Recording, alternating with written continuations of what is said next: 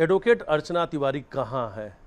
इन्हीं सवालों के जवाब जीआरपी पुलिस से लेकर उनके घर के लोग तलाश रहे हैं। परिवार के लोग बहुत ज़्यादा चिंतित हैं क्योंकि उनका मोबाइल फ़ोन बंद है।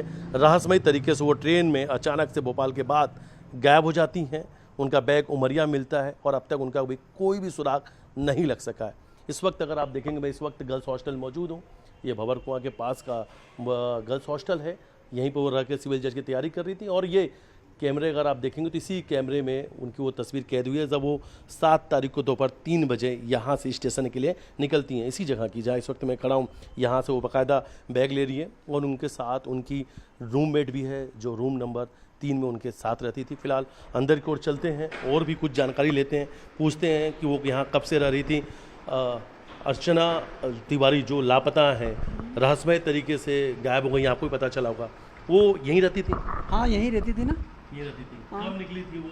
ये निकली थी 12 तारीख को। फॉर्म में भरा है ना, 12 नहीं 7 तारीख को। हाँ, 7 तारीख को निकली थी। अच्छा, ये फॉर्म आपने हाँ। ये आपको हम तस्वीर दिखाते हैं, चलिए, कि इसमें लिखा हुआ छात्रा का नाम एडवोकेट अर्चना तिवारी, रूम नंबर 3 है और जो उनका होम टाउन है, जो होम है उनका कटनी है।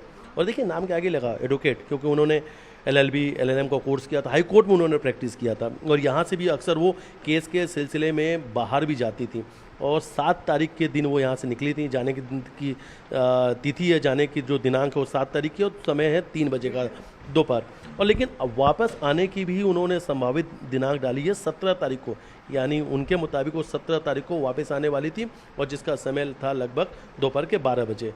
तो ये वो डिटेल है। जब जाने के पहले उन्होंने यहाँ पर गर्ल्स हॉस्टल जो है वहाँ पर दी थी, फील किया तो उनके बाकायदा यहाँ पर हस्ताक्षर भी आपको नज़र आएंगे। तो अर्चना तिवारी की वो जानकारी है जब यहाँ से वो 7 तारीख को अपने घर कटनी के लिए निकलती हैं, उसके पहले वो हॉस्टल की जानकारी देती हैं।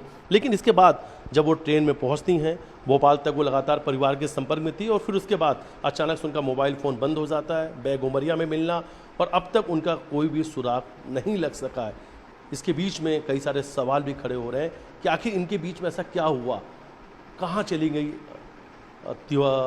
वो अचानक से ट्रेन से। और ये जो नाम हमने दिखाया आपको कि अर्चना तिवारी अचानक से कहाँ से लापता हो जाती हैं, उनका अब तक कोई सुराग क्यों नहीं लग सका है, ऐसी कोई घटना तो नहीं हो गई उनके साथ, लेकिन वो कहाँ किस हाल में हैं, आखिर क्या कुछ हुआ, इन सभी सवालों के जवाब तलाशे जा रहे हैं कि आखिर अर्चना इस वक्त कहाँ है।